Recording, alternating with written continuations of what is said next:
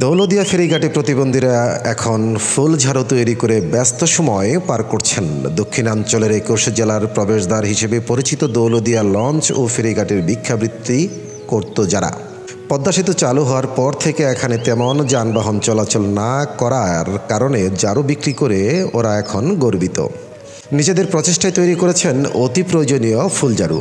আর প্রতিবন্ধীদের তৈরি এসব ফুলঝাড়ু বিক্রি হচ্ছে ফরিদপুর, মাগুরা, রাজবাড়ী সহ আশেপাশের বিভিন্ন জেলায়। এতে করে ওরা এখন অনেকটাই স্বাবলম্বী। জানা যায়, গোয়ালন্দ উপজেলার দৌলদিয়া ফেরি ও লঞ্চ ঘাটে একসময় ভিক্ষাবৃত্তি করে জীবিকা নির্বাহ করত শতাধিক প্রতিবন্ধী।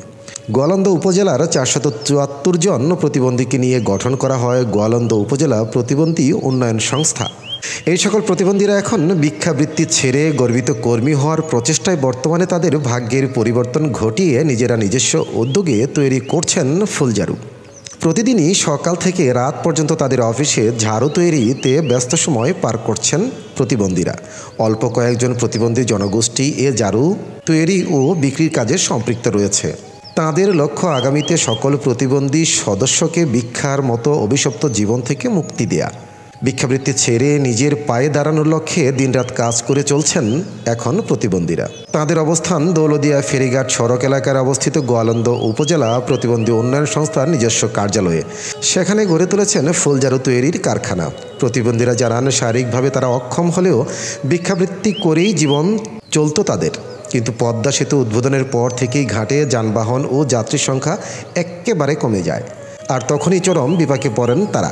সংসারের তখন নেমে আসে চরম হতাশার ছায়া।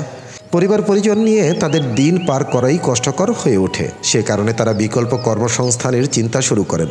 এই অবস্থায় প্রতিবন্ধীদের সংগঠন তাদের কিছু সদস্যদের নিয়ে ফুলঝাড়ু তৈরির উদ্যোগ গ্রহণ করেন। আর এই ফুলঝাড়ু তৈরি করে নতুন করে বাঁচার স্বপ্ন দেখছেন এখন প্রতিবন্ধীরা। পদ্ধতি চালু হওয়ার পরে তারা সবাই বেকার হয়ে পড়ে। তারা অনেকে ভিক্ষাবৃত্তি করতো। তো যখন তাদের ইনকাম নাই হয়ে যায় এরকম, তখন তারা খুব সমস্যার মধ্যে পড়ছিল। তখন আমরা তাদেরকে উৎসাহ দিয়ে তারা ফুলঝাড়ু তৈরি করতে চেয়েছিল। আমরা তাদেরকে ১ লক্ষ টাকা ভিক্ষা পুনর্বাসন খাত থেকে অনুদান দিয়েছিলাম এবং ২ লক্ষ টাকা প্রতিবন্ধী আমাদের খাত আছে, তথ্য প্রতিবন্ধী খাত, সেখান থেকে আমরা তাদেরকে। রবিন মাঝার, বাংলা পত্রিকা চ্যানেল।